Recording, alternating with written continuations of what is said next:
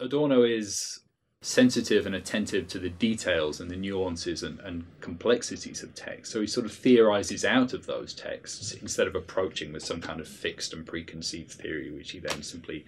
applies to those texts. So it can be very difficult to use Adorno's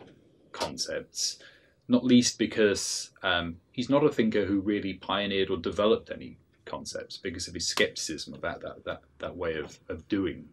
cultural study. So if I was to try and pinpoint one thing that students or indeed anybody else could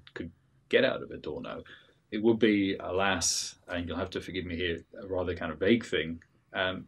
it's simply the example of a thinker who is tenaciously attentive at all times to the details, the nuances, the subtleties, the complexities of his object of study, and that is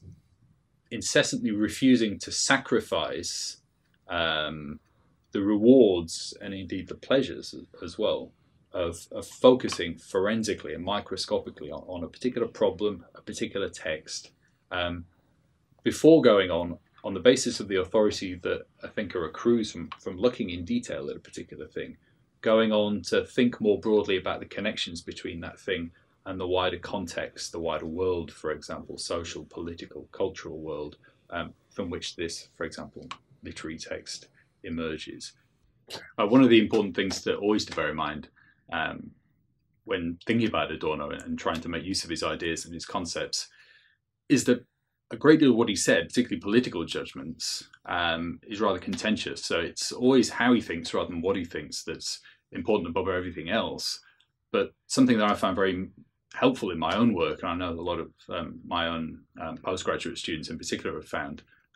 helpful, is his emphasis when studying both music and literature on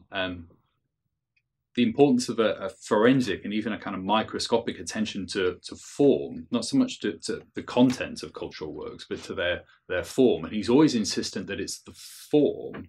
in particular the complexity, the difficulty of aesthetic form, that enables particular works to be radical and provocative and to call forth, to engender even a kind of critical response in their readers or their listeners. A good place to start might be, for example, one of his earlier essays on jazz, the perennial fashion, where he doesn't, as you might expect for a Marxist thinker like Adorno, celebrate jazz as a form of artistic expression that emerges from an oppressed community, in this case African Americans. He writes about jazz as a musical form which merely purports or appears to be radical or progressive. So that might be one place to start appreciating the surprising quality of Adorno's work, its provocativeness, its kind of invigorating quality, and its capacity to look at a phenomenon which we usually take for granted, in this case jazz, and to contest those preconceptions, to look more deeply at the history of that musical form, and also to pay very, very close attention indeed to the minutiae of musical form and technique in order to analyze jazz. You shouldn't feel obliged to suddenly kind of get on top of it and master it and grasp it.